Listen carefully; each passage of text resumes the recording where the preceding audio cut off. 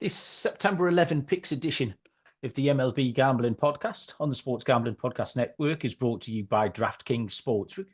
Download the app now, use the code SGP. New customers can score $200 in bonus bets instantly when they bet just $5 on any NFL game only on DraftKings Sportsbook with the code SGP.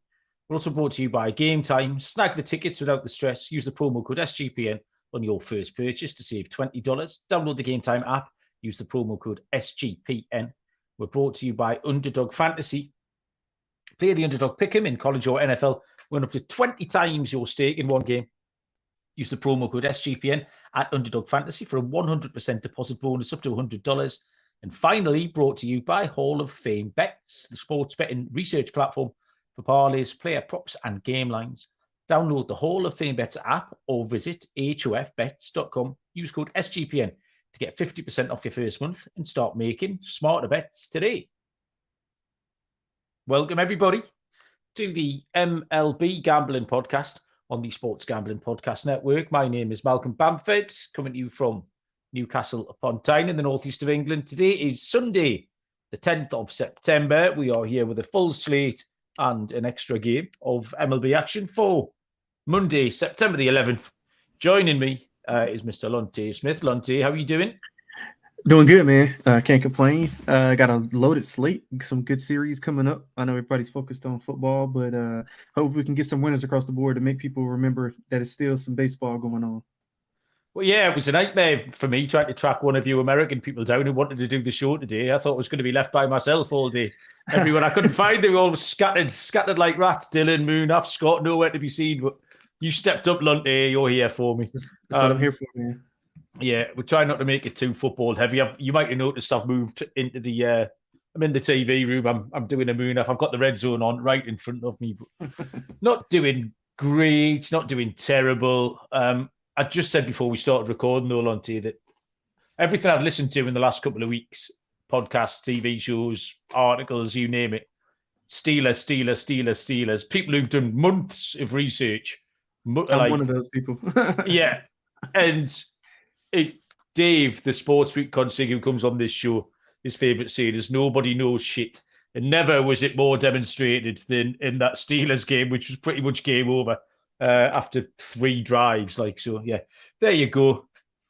But, yeah, the baseball's been good. There's been a bit of a funny weekend. There's been so much going on. No Premier League action, but we've had the international break and some English Football League stuff, which me and Barry covered. And then you try to do the baseball. I've been out with Bob, had a football match Friday, Saturday, and Sunday. So I've been out non-stop with Bob. But I just dipped into the MLB, had a look, put my picks on, my lock and my dog, and I've hit both every day. Thursday night, Friday night, Saturday night. I've hit both my lock and my dog every day. So it's one of those things where, as a gambler, some things work for you and you can overthink it. And other times you look in, instinctively make your picks and just get there and win. But yeah, there has been some good series. I think Tampa Bay will be happy with that. Looked like an important series win to me against Seattle because coming off the hot start, they were wobbling a little bit. Seattle were then the form team. And that was a real sort of indication of what Tampa Bay are capable of. Because if Seattle had gone in and won there, I think that would have caused a few alarm bells for Tampa. As it happened, it's now the Mariners, who this time last week were red hot. All of a sudden, Tampa Bay put it on them. But another Texas and the Blue Jays is a good series this week as well, which we'll get to in a moment. We get stuck into these games. I'll tell you about our sponsors first here. We've got DraftKings. DraftKings, my kid recognized the DraftKings logo on Red Zone before. Like, oh, Daddy, they sponsor your show. I was like, yeah, a bit early for DraftKings, son, but football is back in full swing. We've got another week of epic games here. DraftKings Sportsbook are an official sports betting partner of the NFL. New customers can bet $5 on football and get $200 instantly in bonus bets. Nobody wants to miss out on this action. All DraftKings customers can take advantage of 2 new offers every single game day this September. So get in on the NFL Week 2 action with DraftKings Sportsbook. Download the app now. Use the code SGP to sign up. New customers can bet just $5 and take home $200 instantly in bonus bets. Only on DraftKings Sportsbook with the code SGP.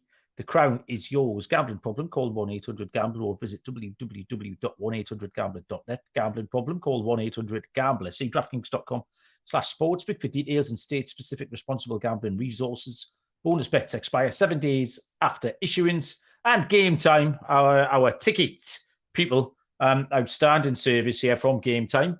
Whether it's sports, music, comedy, any theatre near you, they've got killer deals on last-minute tickets. The best price guarantee as well, so you can stop stressing over tickets, start getting hyped for all the fun you'll have. Sean's bought a load of tickets for the Eagles' visit to the Rams at SoFi Stadium. Used Game Time, absolutely brilliant experience. The Game Time guarantee credits you 110% of the difference if you find the tickets in the same row and section anywhere for less. So the thing to do here is download the Game Time app, create an account, use the code SGPN for $20 off your first purchase. Terms apply. Create an account, redeem the code SGPN for $20 off. Download Game Time today. Last minute tickets, lowest price guaranteed. Okay, who's in the chat? Who's here? This is where we'll find out, Lonte. You get bonus points, bonus loyalty points here if you're on this particular Sunday night chat. Matthew, TV, DBG, never in doubt. Well done. There's other people lurking in the chat that just haven't said hello. So if you want your double loyalty points, you need to put your hand up and tell us hello. Otherwise, we won't know it's you. But we will start tomorrow. There's a double header. So there is one day's ball game, which is fully priced up. And then there's a second one where the pitches are undecided, which is fair enough. For a Monday, normally we're missing quite a lot of Sunday pitches. But we're pretty much fully loaded at this point tonight. The first game is we can fully handicap so this is 1:05 Eastern. The double header is Atlanta at Philly.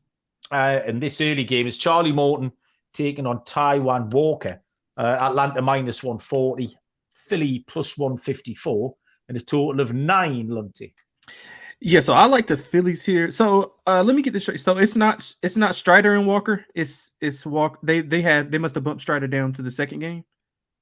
All right, well, I've got confirmed. I've seen Morton all day. I've never seen Strider listed at any point. Okay, maybe I looked at it wrong. But it doesn't matter. I like the over in the game. I lean to Philadelphia at home. Both teams over in 6 of the last 10. Atlanta scored 6+ in 4 of their last 5. Philadelphia scored 5+ in 3 of their last 5. I think Philadelphia. I just don't trust the pitching of Philadelphia. I know that's been a constant theme for me. It's kind of inconsistent, as we saw with Lorenzen and some of those other guys. Wheeler is kind of up and down, as is what's the other pitcher name? Wheeler and Nola. They're kind of up and down. But matchup specific, I think we see some runs here from off of both pitchers. Philadelphia, I would lean to their side. A 41-27 at home. And it is Walker going in this game, right? Yes. Yeah, so he's got a 5.23 ERA in his last 4 starts. Doesn't go deep into games. I mean, he's got roughed up in back-to-back starts. So I don't trust him enough to put my money on Philadelphia against this potent Atlanta offense, but I do trust both offenses to score some runs here. So I'm going with the total over the 9 here, man. Charlie Morton for me, very early in the season, we did a show. It was one of those little Friday night specials. And I rolled out my little theory about fading the old men on the pitch clock. But Charlie Morton is the one who's absolutely flown in the face of that this year. Hasn't bothered him even a little bit. In fact, he's probably been better. He's been absolutely outstanding. 14-11, but with a 3.32 ERA. I think Atlanta are just about a backable price. It's just about my limit, minus 140. Walker's just a steady, at least 3 or 4 earned runs. And that'll probably be enough to leave Atlanta 1 or 2 in front for the majority of the game. So it's just about a big enough price. It's not very often you get Atlanta nowadays at a viable money line price. Right. Walker, the Phillies have been going okay. But yeah, Atlanta at minus 140. We'd stay here for the second leg of the doubleheader because I've got Atlanta TBD. So that's possibly Strider then. Okay, maybe that's but what it is. Lorenzen is confirmed for Philly. And prices of minus 135 for Atlanta, plus 114 for Lorenzen and Philly in a total of 9.5. But I've got nothing on this with no Atlanta pitcher other than Lorenzen is well out of his little post no-hitter funk, which we handicapped. He's sort of well out of the shadows of that now. This might be his 5th start. since then, and he's getting back to what he was. But other than that, I haven't got much on this one, Lonte, at all. Yeah, me either. It's hard to do without an Atlanta pitcher. But if it is Strider, I thought I saw Strider confirmed for game 1. Maybe he got scratched or something. I don't know. Maybe I looked at it wrong. But if it is Strider, I'll be looking to back him and rebound from his last few starts, because he's allowed 10 earned runs combined in his last 2 starts. So if it is him, I look for him to bounce back in this spot. But I do like Philadelphia in the first game. I still will go over in both games. That's the play that I'm most confident in, is the over. But if it is Strider on the mound for Atlanta in the second game, I'll be on them. Adam Rossini's joined the chat saying our baseball picks have been flames recently. I'm not sure about mine, but maybe someone else's have been good for you, Adam. Thanks for that. Now, I said we weren't going to talk too much football here, but I cannot believe that Donald Parham Jr. has just scored a touchdown. He's like being the official tight end of the Sports Gambling Podcast for about 3 years now. Every show, it doesn't matter what show you listen to, Donald Parham Jr. makes an appearance. I've had him in every DFS team and every fantasy team, I think, for the last 3 years until now. And sure enough, there he goes, straight in with a touchdown. It never, ever ceases to amaze you gambling, does it? 6:35 Eastern first pitch, Washington at Pittsburgh. Left-handed pitcher, Patrick Corbin for Washington, and officially TBD for Pittsburgh, but I believe it's Andre Jackson goes for Pittsburgh. Plus 105, the Nationals. Minus 125, the Pirates. Total is at 8.5. Corbin is 9-13 on the year, 5.23 ERA.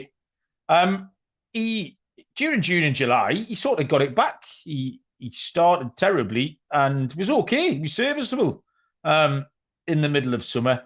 I mean, he's got himself up to 9 wins, which is quite remarkable. However, he's lost it. It's gone wherever he found. He has since lost. He's got a 6.25 ERA in his last 5. They lost the last couple really, really comfortably. Andre Jackson is 1-2 with a 5.21 ERA.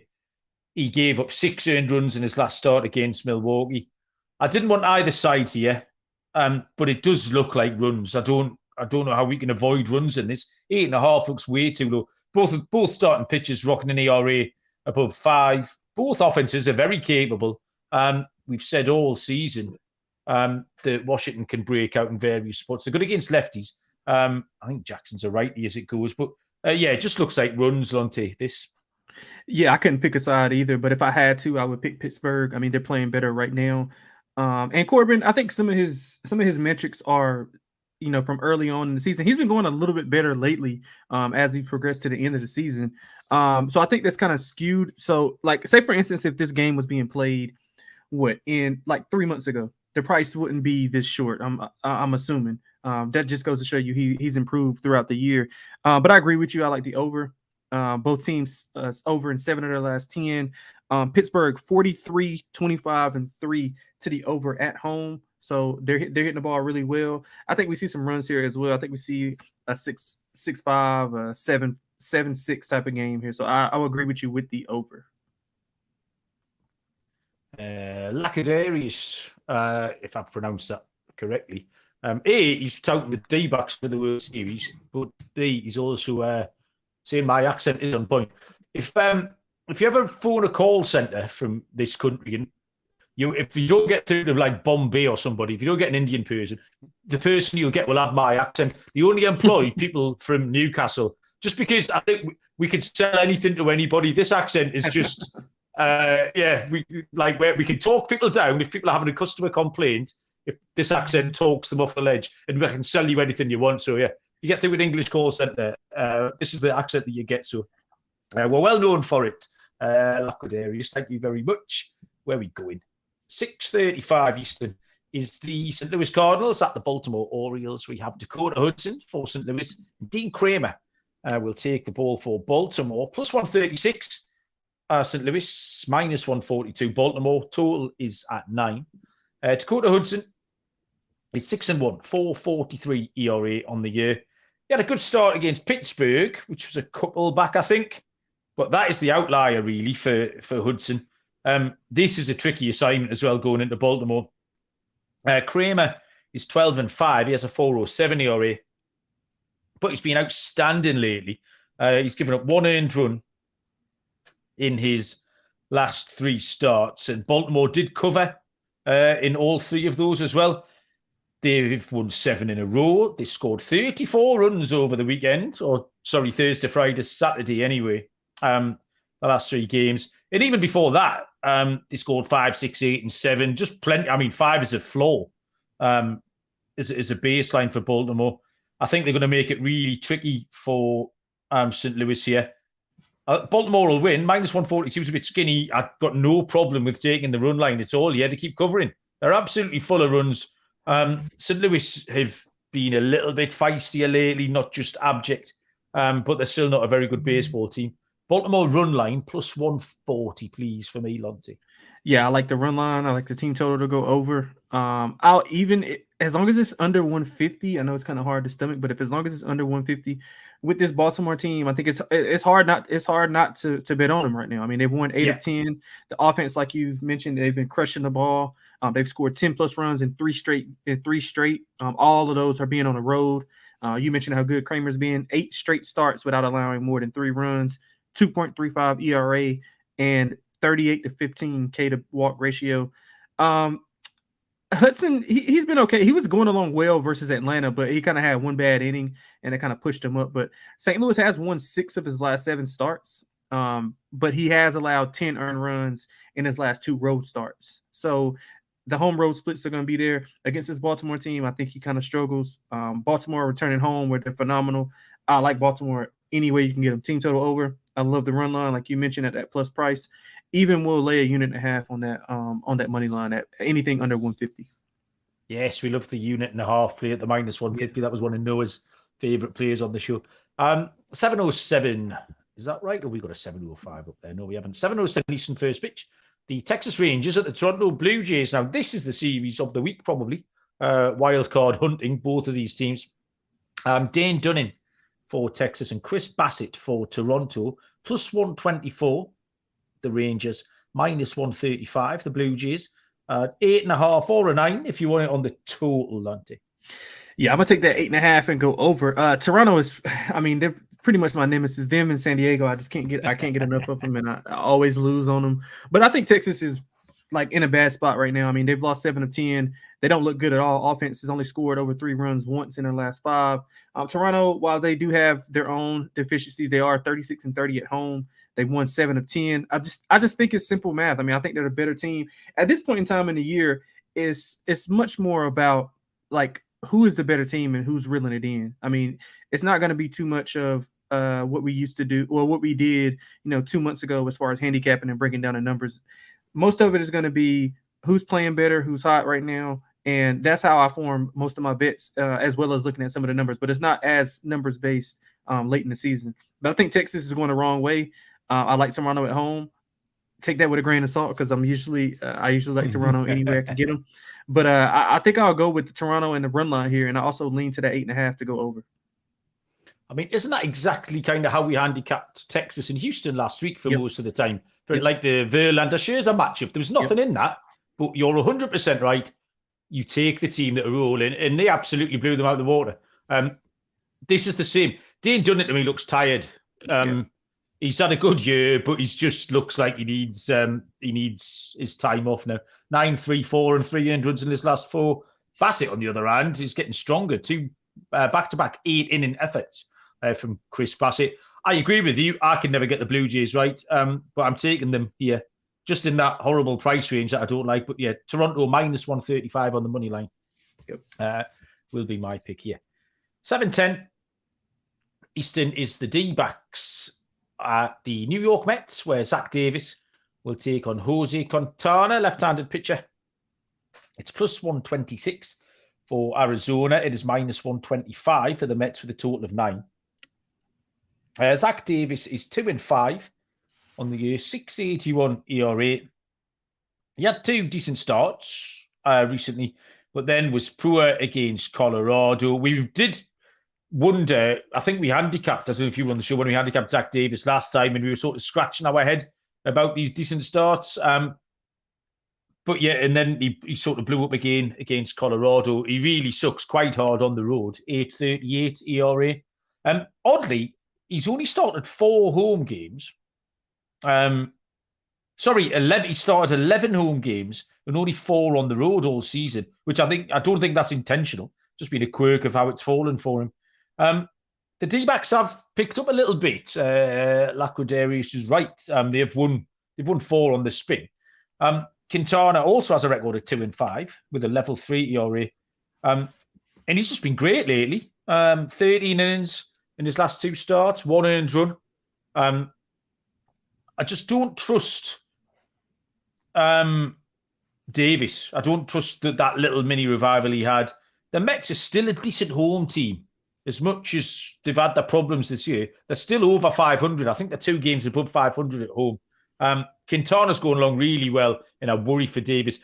This completely flies in the face of what we just talked about, like taking the team that going well against the team that aren't. I understand that. Do you know what I mean? We say that, and then 90 seconds later, I'm taking the dog shit Mets against the rolling D-backs. Listen, don't believe a word we say. We make it all up. The Mets are all right at home, and Quintana's been going well. I'll take the Mets at -125, Lonte. Yeah, but I see the difference between that is we have a pitcher that we are not too fond of versus a pitcher who has only had 1 bad start since his return. I mean, that was against Atlanta. So, I mean, can't really fault him for there. I mean, Davies, he allowed 2 runs in his first 11 innings pitched before getting shelled by Colorado. And Arizona, I mean, they're kind of hard to predict. They have won 4 straight, all of those on the road, so they're playing well on the road. But the offense has been up and down. So I'm not sure how much trust we can put in them to go on the road and beat a Mets team with Quintana on the mound. Like I said, he's pitching really good. But this just like whenever he pitches, for whatever reason, the Mets just don't hit the ball at all. If you look at some of the starts that he has, I think he's like 1 run here, 2 runs there. They just don't hit when he's on the mound. So I'm going to go with the Mets here as well. I don't hate an under here, to quite be honest. Maybe a first 5 under also. But I think the Mets squeak one out here. Hall of Fame Bets is a new sponsor here on the network. Get involved. You can win bigger by betting smarter this NFL season with Hall of Fame Bets, sports betting analytics platform for parlays, player props, and game lines. You can research every NFL, NBA, MLB, and soccer bet with historical stats and data. Enter any parlay idea into Hall of Fame Bet's revolutionary parlay optimizer tool to get hit rates broken down by leg, as well as an expected probability for the entire parlay. You can sort players by hit rate for any bet to learn which players are hot and which picks have value. So you can stop betting in the dark and join over 30,000 users researching with Hall of Fame Bets to craft more intelligent, data-driven parlays. Download the Hall of Fame Bets app or visit hofbets.com. Use the code SGPN to get 50% off your first month. Start researching, start winning with Hall of Fame Bets. And Underdog Fantasy, old classic here. Loads of different ways of winning on Underdog. But you can play alongside your football team with a fantasy pick'em. Pick between 2 and 5 players and whether they'll go higher or lower on one of their stats. And then do exactly what we're all doing right now, which is watch NFL Sunday and see how your players get on. You can win up to 20 times your money in a single game by going 5 for 5. It's a fantasy game, but you can win real money. Watch along, make your picks, and maybe make a little cash over on Underdog's mobile app or website, underdogfantasy.com. And when you sign up with the promo code SGPN, Underdog will double your first deposit up to $100.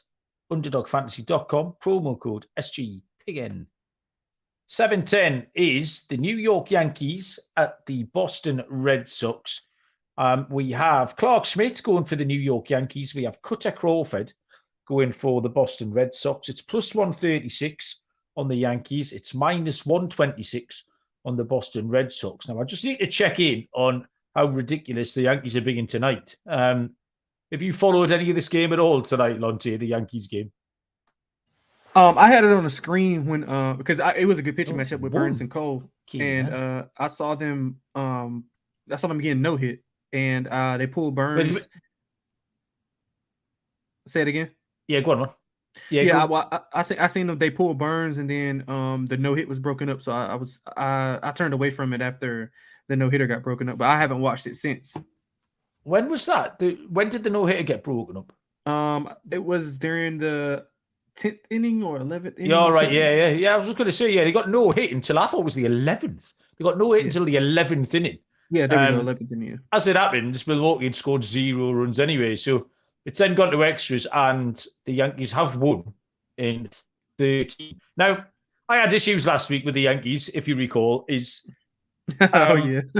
I told everyone they were shit still when you all wanted to back them, and sure enough, they kept winning. So I then came back on the show on Tuesday and changed my mind. I was like, I'll hold my hands up. They're a new team. The new boys, the young men have made a big difference, and they proceeded to get spanked again. So I actually think I was right in the first place. I was right. I said it was the law of diminishing returns. That would just drop away. And it did drop away. It just didn't drop away quick enough for me. At this point, I still don't really want anything to do with it. I mean, watching that rubbish tonight, there'd be no hit till through 11 innings, for God's sake. Plus 136 behind Clark Schmidt in the Yankees. Schmidt, 454 ERA on the year. And he's just vulnerable on the road. Cutter Crawford has struggled in his last two. He pitched well against the Yankees on the 19th of August. I mean, this is a series as well that both of these teams are trying to avoid the wooden spoon in this division. It's a bit of a race to the bottom here. Well, I can't have the Yankees. I don't want anything to do with them. I don't really need an excuse not to take Clark Schmidt.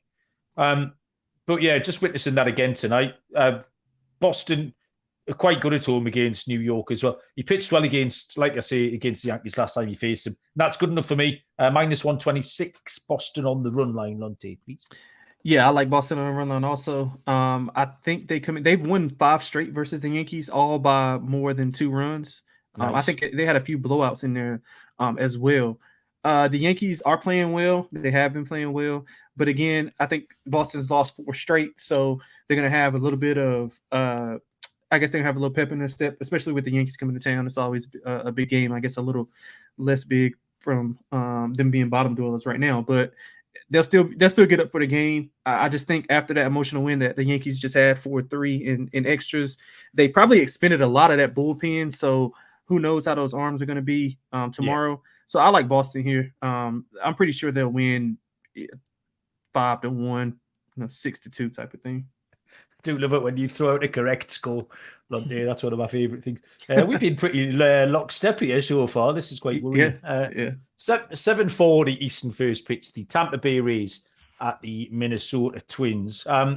So going back to football, this isn't football talk. It's just more talk. Bob came and sat with me for a little bit before, and we had the red zone on. So he was trying to sort of guess the team names from the logos.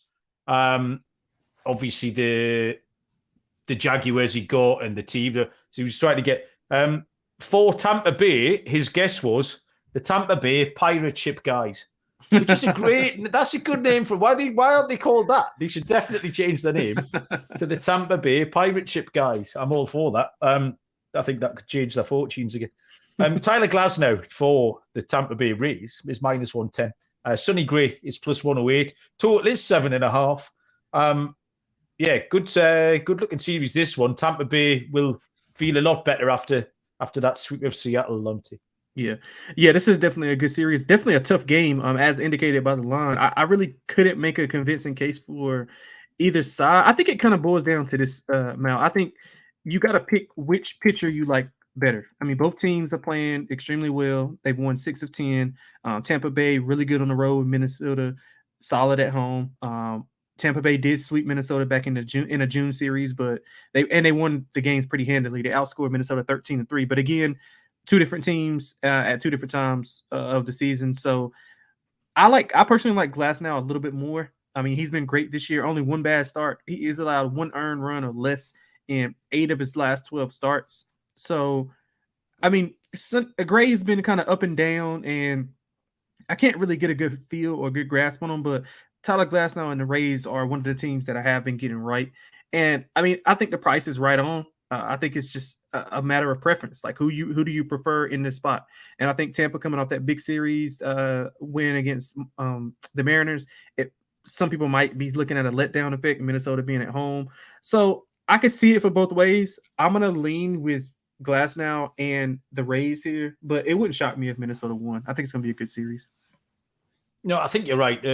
Your instinct when you look at both pitches is to go low scoring. Yeah. Then the total is 7.5, and you look at just 1 or 2 swings in the back could change that. Royce Lewis has been going well. But yeah, I prefer Glasnow. I think Tyler Glasnow's had his hair cut, like off, like short hair. So that could be a problem. We're going to have to keep an eye on Glasnow with short hair. We're going to have to factor that in to our handicap. But the totals of his games have been really low. His game totals the last 3 have been 4, 5, and 3. Where Minnesota was Sonny Gray have only let up 3, 5, and 2. So that does all seem to fit for an under. But I'd prefer to go with Tampa. Of the two teams, I think 6 times out of 10, you take Tampa Bay. 6.5 times out of 10, something like that. That'll do me. So yeah, I'll take Tampa. Josh Lauer is here. He's claimed his double loyalty points. Josh had a bad couple of days. Oh, what's it? Lost 2 13-team parlays for 30k by one team. Holy shit, Josh, that's unlucky. Yeah, you must be doing. Yeah, you must be doing something right though, mate. Keep it up, man. That would slay me. I don't know. He's sitting there. That's a brave thing to tell us. We move on to a 7:40 Eastern first pitch between the Kansas City Royals and the Chicago White Sox. Both pitchers TBD here. However, believe it's Brady Singer. I think he's back off the paternity list, maybe. Yeah, that's what I see. I saw Singer and Cease. Yeah. I know he was missing for a bit. I think it was paternity or bereavement. It was one of those funny little lists. I think it was paternity. Dylan Cease for the White Sox. Even money, Kansas City. Minus 120 for the White Sox and a total of 8.5. Singer wasn't going particularly well before he went away for a little bit. But yeah, it's a tricky one. But Lonte, what have you got for us? Yeah, so this is a horrific game if you're going to watch. I mean, both teams 3-7 in their last 10. Kansas City won the series 2-1 about a week ago. And if I'm not mistaken, Mal, me and you both made a lot of money off that series because we were just betting over in every game. All 3 of the games went over. Yeah, Lonte, you've nailed it. You've absolutely nailed it. Yeah. Like, so I lean to the White Sox, but I love the over. I think we're going to see high scoring affairs. I want to say, like, every game, each team scored at least 5 runs. So, and that was with solid. That's what at the top of each rotation, if I'm not mistaken. But Singer, you mentioned it, 6 home runs allowed in his last 3 starts, along with allowing 4+ runs. 2 of those were on the road, which is where he is now. Cease has been, I don't know what's going on with him. He's fallen off a cliff since last year. 4+ runs allowed in 4 straight games. He gave up exactly 4 versus Kansas City. 3 of those home runs in his last start. So I think we see much of the same here, Mel. I'll lean to Cease because I think he's a better pitcher of the 2, but I mean not by much. So I think the price is appropriately. I think it's appropriately priced. I'll lean to the White Sox, but I love the over, man. I think we see a bunch of runs here on both sides. There's 2 things to bear in mind here. First, you've got to remember just how shit the Royals are. They've got the same record as the Athletics. Now, we absolutely take the piss out of the Athletics, calling them like a AA lineup, but Kansas City seem to get a bit more respect of us, like, for some reason. And they're not. So don't forget how bad they are, which does make the White Sox a good price at minus 120. You're absolutely right about that. But you nailed it, Andy, about those overs. We just kept putting them in last week. The totals were 10, 13, and 13 in those 3 games. My little lock and dog tracker last week has just got a whole load of, it just says KCR/CWS. Just so copy and paste underneath one after the other for the middle of last week. So I didn't have to get that. I didn't have to go any further than that. 8.5 is way too low. And I feel that will be getting entered on my spreadsheet tomorrow afternoon when I sort that out. Absolutely. 7:40 Eastern first pitch is the Miami Marlins at the Milwaukee Brewers. Jesus Luzardo, left-handed pitcher, will take on Brandon Woodruff, who draws the start for the Brewers. Plus 138 on the Marlins. Minus 155 on the Brewers. Total is at 7.5. Obviously, I handicap these, as I always say, before I see any lines. I knew this was a 7.5 game. First of all, it's always Miami. We've mentioned that a few times. And then you look at Luzardo, you look at Woodruff, and definite. This was the most 7.5 game there is. Luzardo is 9-8 with a 3.59 ERA, who's been really good lately. In his last 3, all 3 have gone 6 innings. He's only given up 7 hits in those 18 innings with 2 earned runs. Absolutely love that. Very, very similar line for Woodruff. 6, 6, and 7 innings in his last 3, 7 hits and 3 earned runs. So really, it's tricky to split them. Certainly, plus 138, minus 155 is too big of a split. And Miami's form has picked up again. They've been quite streaky, Miami. Every time I talk about them, they're either in the middle of a slump or in a bit of a tear. They never just win one, lose one. So Right. I'm going to call a bit of an audible here in that I didn't quite realise these lines like interchangeable, really. In Milwaukee are brilliant. I'm going to take Miami alive at plus 138. My actual pick I've got written down was the first 5 under because I just can't see anything else than a duel. But in a low scoring game with Luzardo on the mound, the plus 138 is just too big for Miami. So they would be my 2 picks, Lonte. Well, we got our first disagreement because I like Milwaukee. I Okay. know Luzardo. He's been good in his last 3 starts, 2 earned runs combined. You mentioned that, but prior to that, if you want to expand it out, he had 4 straight games where he gave up 4+ runs. 2 of those good starts that he had were also at home. So that's kind of digging a little bit into the numbers, you can see he's pitching way better at home than he is on the road. Miami is 33-37 on the road. Milwaukee 40-28 at home. The offense for Milwaukee scored 7+ in 3 of the last 4. That doesn't include today. All of this stuff that I have is not including today as the games were going on. While we were prepping. I like Woodruff. I think he's going to be a big player in their rotation going into the postseason. He's only allowed over 2 runs once in his last 6 starts. Went 6+ in 3 of his last 4 starts. So we're getting a lot of length out of him. Milwaukee's lineup. I mean, Miami is. It's so hard for me to figure out, man. They really are, because you see them. I don't know if you watched the Dodgers series where they look so good against the Dodgers, but again, it's just they have one big inning. Like they play rest of the game like shit, but they have one big inning where they score 4 or 5 runs, and that just it just elevates them into the other team making like mistakes where they're trying to play catch up and they're swinging at everything out of the zone or whatever. So I don't have a real good grasp on Miami. I'll put that out there, but I think Milwaukee's a better team. I think they got the better pitcher on the mound. Luzardo struggles on the road. I like Milwaukee here. I know the total is at 7.5, which we mentioned that. I might look over, man. I might look over thinking that Milwaukee's offense shows up, and if Miami can have, one of those patent innings where they scored 2 or 3 in an inning, I think we can get over 7.5 pretty easily. Next up, we have the Oakland Athletics at the Houston Astros, which is an 8-10 Eastern first pitch. And now I have just seen the name of Mason Miller pop on the board. This was the only pitcher I didn't have, but literally come up in the last 2 or 3 minutes here. Framber Valdez, left-handed pitcher, goes for the Astros. I do have lines. It's plus 330 for Oakland. It's minus 290 for Houston with a total of 8 or 9.5.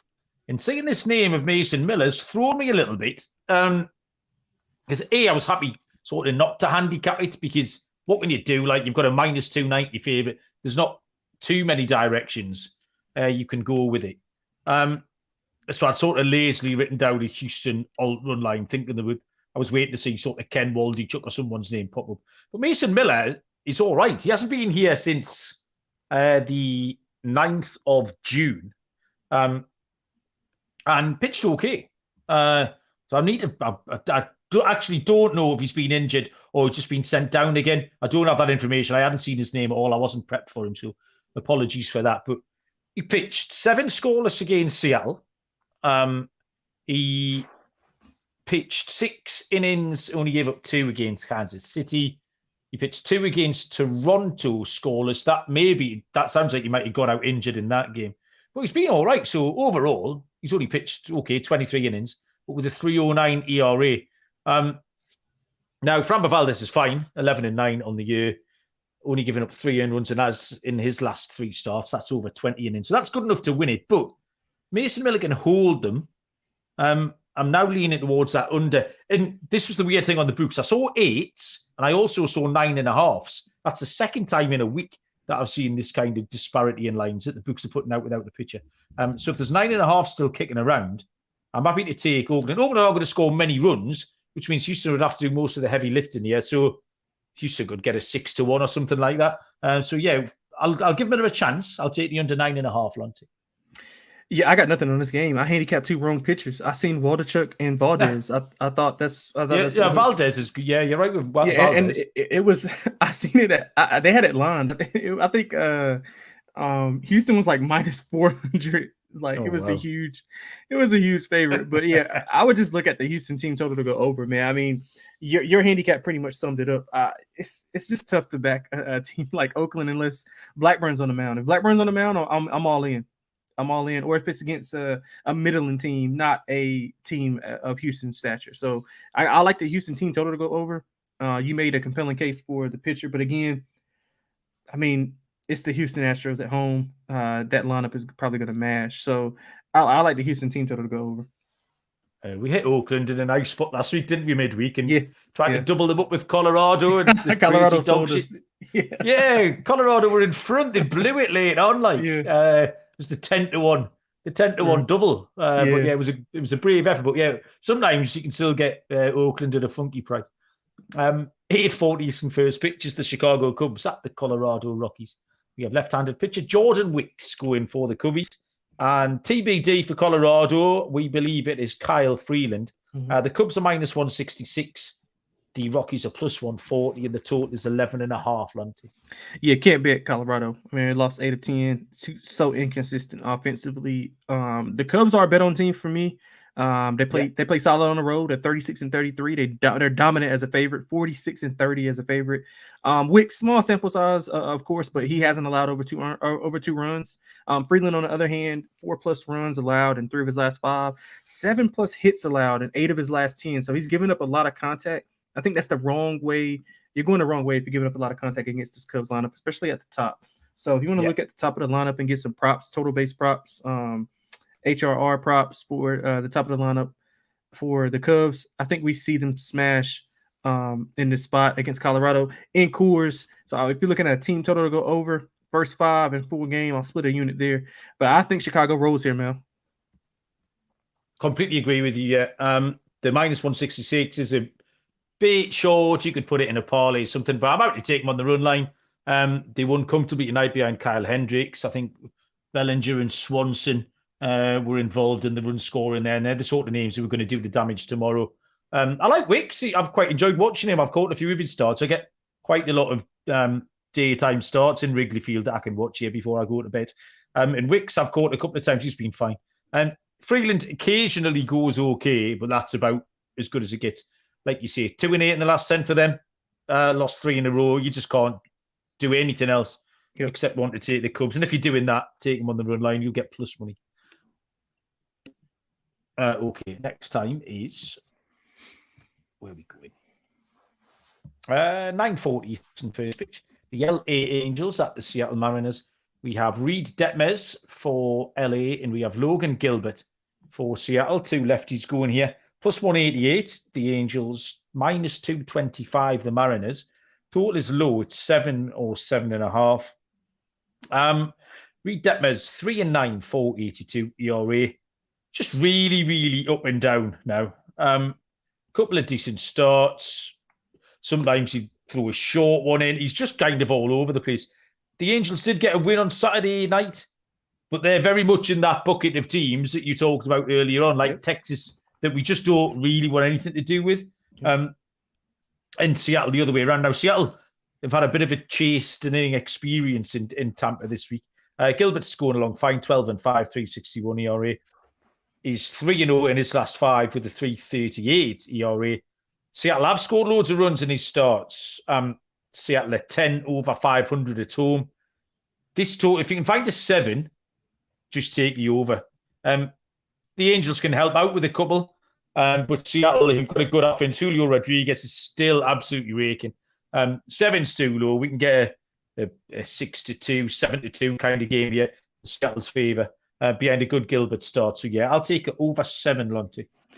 Yeah, man, I don't have much in this game. I've been fading Detmers a lot, but it seems like every time I fade him like big, he always comes up with a solid start. So that's his problem. Yeah, he's got it in him. Like he's got a decent start in him. Definitely. Yeah, I have no idea. I can always catch him on the wrong day, I guess. But I'm with you on that total. I think that's the only way you can really play this game, because if you really look at Detmers, he's just so hard to figure out. Like I have to scratch my head every time I see him, every time I handicap him.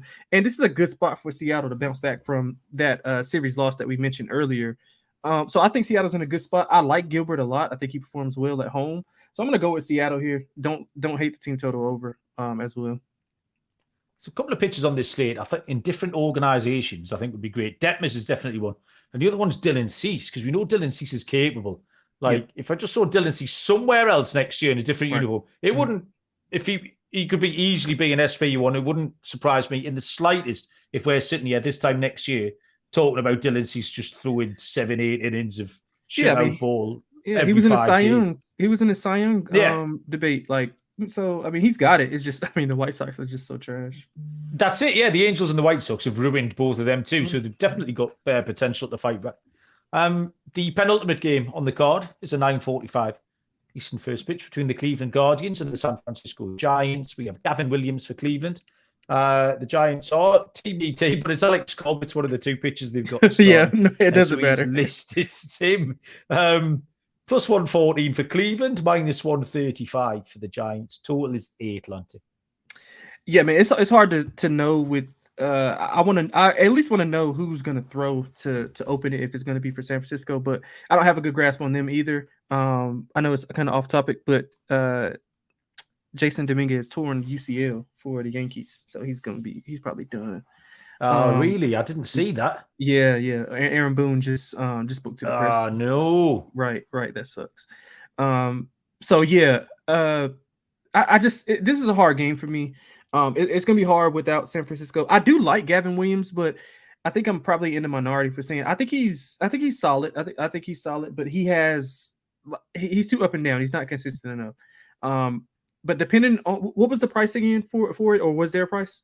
Yeah. Plus 114 Cleveland, minus 135 the Giants. Yeah, I mean, it's kind of hard to lay 135 when you don't know who the pitcher is. But I'll lean to Cleveland on the road here. I don't really love it, but again, I kind of want to wait to see. I'm taking a wait and see approach with the pitching and see what goes on there.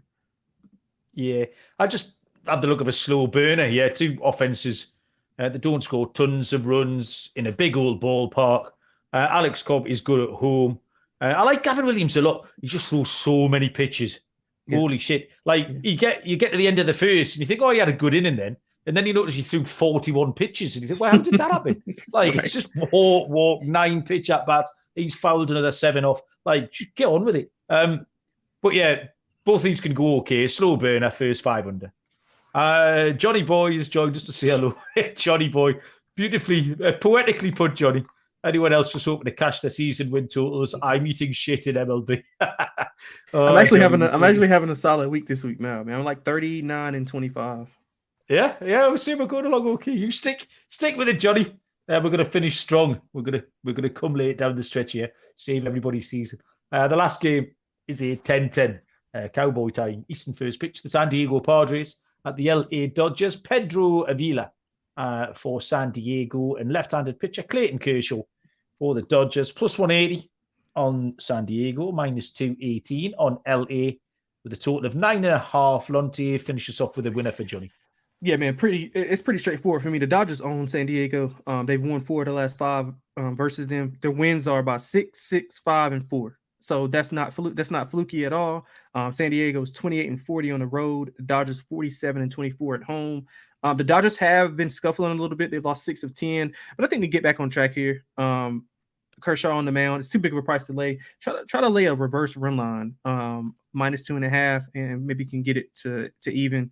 I mean, like I said, it was just 12, 17, 21. I mean, they're winning on average by about 5 runs. So I think they're 36-33 on the run line at home, 62-55 on the run line as a favorite. So, I mean, you got to lay it with the Dodgers here. Don't trust San Diego on the road. The pitcher, he's okay. Like, I've been on him in a couple of spots and he's pitched fine. But again, this is in Dodger Stadium against his Dodgers lineup, which is elite. So the Dodgers, I'll go with their team total to go over. Later reverse run line, minus 2.5 also, Mel. Just the standard run line's minus 115, Lonte. So I don't know. Oh, wow, I didn't know that. Oh, okay, yeah, that's short. Yeah. I'm not sure how far up the ladder you have to go, but that's pretty acceptable. I mean, I don't think many of the listeners or even Johnny would need our help handicapping this one. It was just an auto play. It was not even lazy, but you're right. He did lose last time out, Kershaw. Well, before that, he'd covered the last 3 times by 8, 5, and 6 runs. All the home run splits you mentioned, dead straightforward. Yeah, a lazy ball in Dodgers run line at minus 115 just looks like money in the bank. So ladies and gentlemen, boys and girls. We did it. A little bit quicker tonight. A two-man concern. Lock and dog, Lonte, what have you got? Yeah, man, I'm gonna go with something that we both like. I think it's actually my first total ever lock. So I'm gonna go with steal the Royals and the White Sox. Yeah, I'm going with the Royals White Sox over. What I see 8.5. Get, man. Yeah, so I like that. We went over that. I won't go into the details on it, but we went over that earlier in the show. For my dog, I'm gonna go with Baltimore. I knew it. I fucking knew it. You were going with Baltimore? God, you're all right. Yes, I'll go with Baltimore and land the 1.5. I just think it's too short. I think the way they've been playing baseball lately has been really good. Their offense has been carrying them. Kramer's been good. So I think St. Louis is getting a little bit too much respect here. So give me Baltimore -1.5. Sorry, Mel. Sorry. So what do I do now? Are we allowed? I mean, we've got a double lock and a double dog, Lonte. I mean, what are the rules here? What are what's the network? The unwritten rules of the MLB. I'll pivot. I'll pivot if you like those. I'll go Tampa Bay as the lock -110 with Glasnow as the lock. For the dog, I'll go with the I can't go with the Dodgers -1.5. I'll go with Milwaukee -1.5. That's +125. There we go. Okay. So we got. I was gonna pivot to Miami. So I won't do that if you're pivoting. I'll give you those two. I'll give you those. We'll give Lonte's pivot to there, but it's a double dog. It's a KCR CWS over 8.5. See, mate, if you filled me spreadsheets full of that shit last week, 10, 13, 13. Don't know what we're doing here. It's not Cole Reagans against any White Sox pitcher. It's Brady Singer and it's Dylan CCA. We got runs. And the Baltimore run line, completely agree with you. +140 is a mad old price for that one.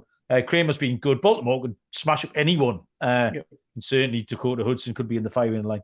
So love it, Lonte. Well done, mate. Thank you very much for joining me. I know, like I say, everybody wanted to watch some NFL, but we can get there. We've got the whole second half of these games now we can get stuck into. Yeah, absolutely. Absolutely. Thanks, everyone who joined us, Johnny and Josh and Laquadorius and TVDBJ, Matthew. We'll be back in some form or another tomorrow. Good luck with all your MLB bets tonight, tomorrow. Good luck with your NFL stuff as well. Thanks, Lonte, and we will see you down the road. Cheers.